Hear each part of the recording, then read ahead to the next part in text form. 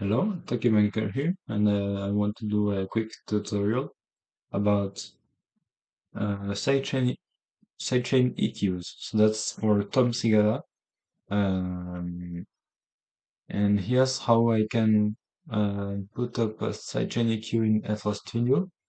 And there are two ways that I can show you. This is particularly good for if you have instruments that take a lot of the frequencies. But you also want to hear all of them at once, while there's also instrument on top of it. So this technique allows to eliminate clashing and masking. And first, I will make you listen to a mix that has a lot of clashing, clashing and masking in some instruments. What I want you to listen for is the choirs. There are two choirs. One is the harmony on the left, I mean, and the second one is also a choir, but it is an effect, and it's sliding up every other bar. So I'll let you listen.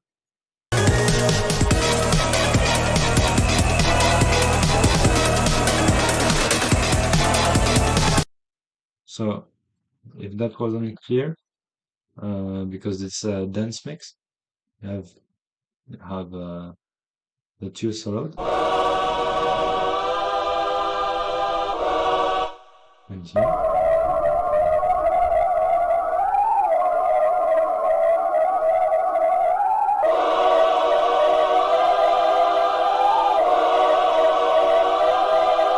So you hear it's clashing a bit.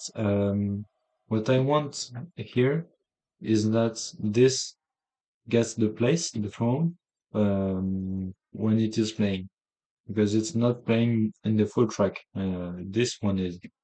Uh, so what I do is set up a big controller in the horror choir. So that's the thing that is adding on top, and that I want to shine, to make shine. And then you go to the other thing.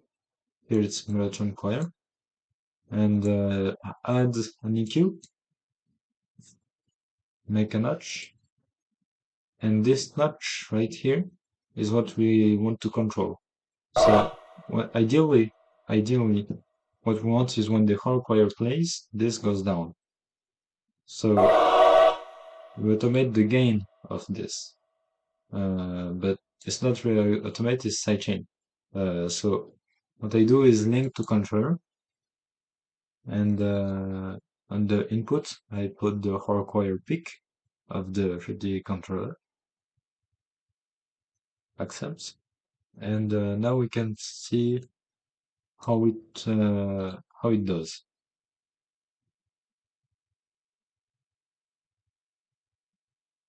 So you see that it's not doing what we expected. It's actually going at zero when it's following the amplitude of the horror choir. When it's not playing, it goes to zero, and when it's playing, it goes right here because it's not big amplitude, big gain going into the peak controller. So we want first to have the bass at zero because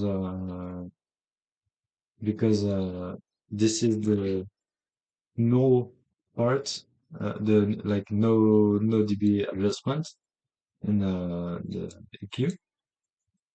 So base 50, and we see the here normally, yeah, it goes back to the base thing, but now it's from 0.5 to 1. So how do we do to invert it?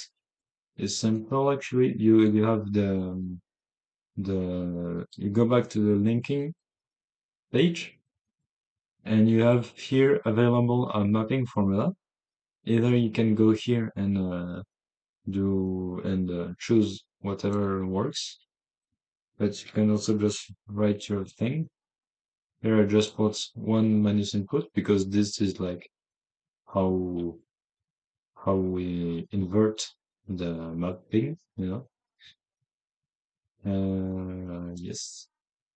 And now it works. Okay. Uh, you just have to make sure that the EQ is not something that will make some noise when you move the parameter around, because this is basically like automating a notch. This sounds smooth, but if it was another, maybe it wouldn't sound so smooth. So now what I want to do is just make the range and the release. This is like a compressor release. You want to make the length and the release good for the thing, and also find the frequencies that you want to attenuate. Here, I think it's around here. Automate here.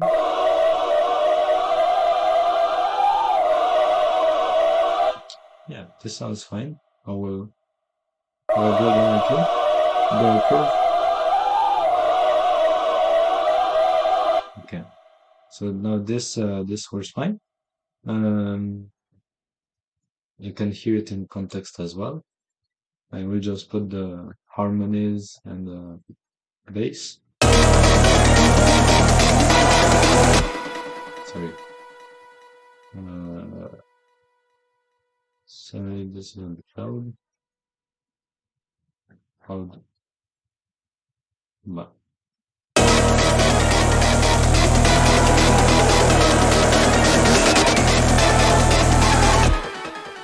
okay. So now you hear the choir is not clashing too much. So this is one technique, and the second one, I did a third one, but I will show you after shortly. The second technique you can do is to use patcher. So patcher, and now you go horror choir, and you do sidechain to the track. Now that what that means is that you have all the information that comes from here and goes to here, but not in the audio source. As you see, in the outputs of the patcher, you have the audio input, which is the instrument. You have horror choir, which is the sidechain. Now you have two audio things. I can speak.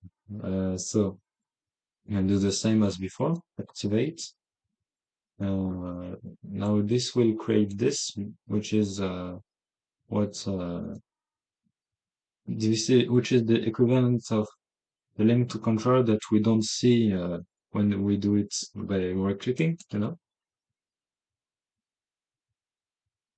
Now we enable the peak event of the peak controller and put the hardwire to it like before.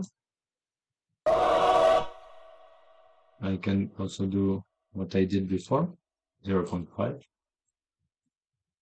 0.5. The event of the peak goes to this. Actually, before I want a formula control. You know when we had the audio mapping, the input mapping of the link.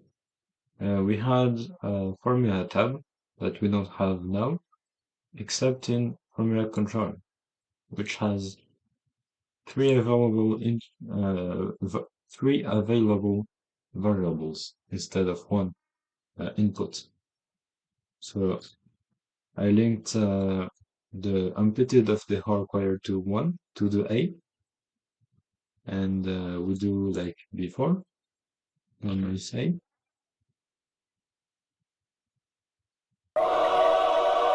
Now this works.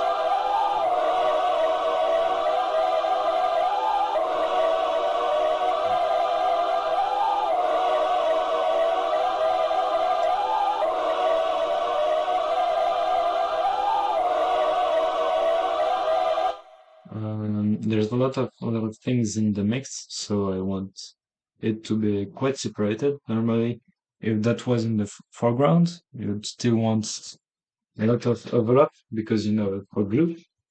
But right now, it's better to have separated. So this is good, and this is how it works basically.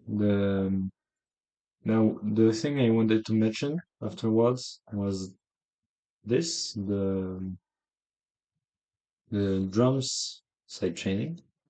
So what I did here is basically have the kick code for input. This is pick control again, and the snare as well, so that I can have separately. And they are not too hard, the controls. They just do a little bit because I still want glue with the bass and everything, but for just a little more clarity on this. So I put EQO on the tonal instrument. EQO is better because it allows for minus infinite dBs uh, in the peak settings parameters. And so you have this. I could then automate to the mix right here, but I would have to put 0.5 to 1.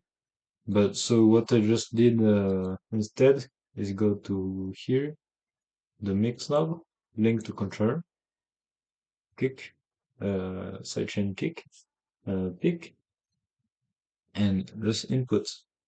And after that, I adjusted this accordingly to,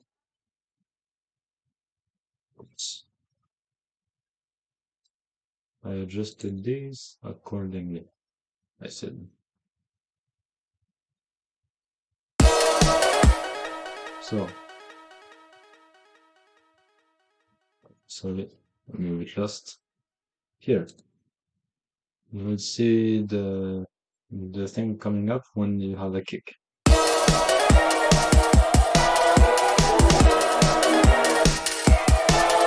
So that's it for the video. It's really helpful to know this. Now I use it a lot in the mixes because it allows for more flexibility, and also in Patcher when creating some plugins, you can do lots of things like this too, like this thing was a lot of, you see formula controllers everywhere, and you can take advantage of them better if you know what formulas to use to make it do the things you want it to do. So now if you have any questions, feel free to leave them in the comments, and I'll see you next time.